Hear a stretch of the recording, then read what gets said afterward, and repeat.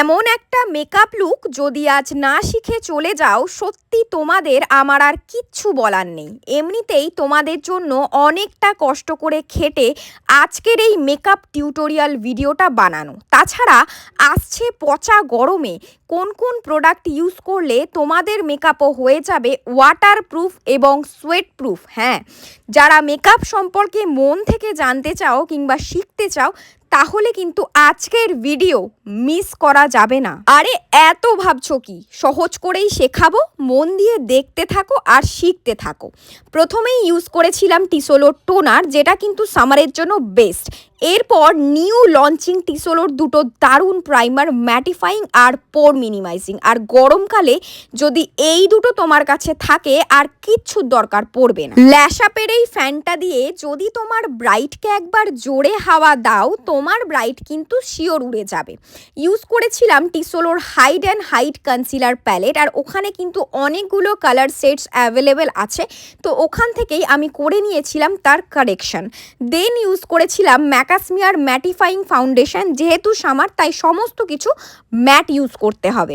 ব্লেন্ডিংয়ের জন্য ইউজ করেছিলাম টিসোলোর দারুণ একটা ব্লেন্ডার, আর এটা কিন্তু তোমার আর আমার মনের থেকে বেশি নরম, আর এটা দিয়ে ব্লেন্ড করলে ব্লেন্ড হবে একদম মাখনের মতো। উফ, এই গোলাপি রঙের প্যালেটটা তো আমার মন কেড়ে নিয়েছে। টিসোলোর লাভ চিক প্যালেট, তো ওই প্যালেট থেকেই করেছিলাম আমি ক্রিম ব্লাশ।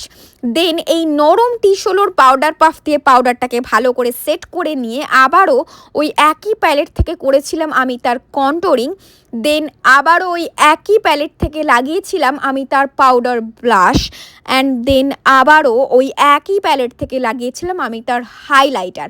একটা প্যালেট যদি এত কিছু দিয়ে দেয়, জীবনে আর কি চাই। আর টিসোলোর এই মাথা খারাপ করা লিপশেডসগুলো একবার যদি পরে রাস্তায় বেরো, তাহলে তোমার বয়ফ্রেন্ড থেকে বান্ধবী সবাই হয়ে যাবে ফিদা। হ্যাঁ, যখন পুরো লুকটা কমপ্লিট হলো না, আমি কিচ্ছু বলবো না, জাস্ট তোমরা দেখতে থাকো যে কতটা গর্জিয়াস লাগছে থাকে, কতটা সুন্দর লাগছে। আর আমিও কিন্তু যতটা ভালোভাবে তোমাদের পুরো লুকটা বুঝিয়ে দেওয়া যায় পুরোপুরি চেষ্টা করেছি।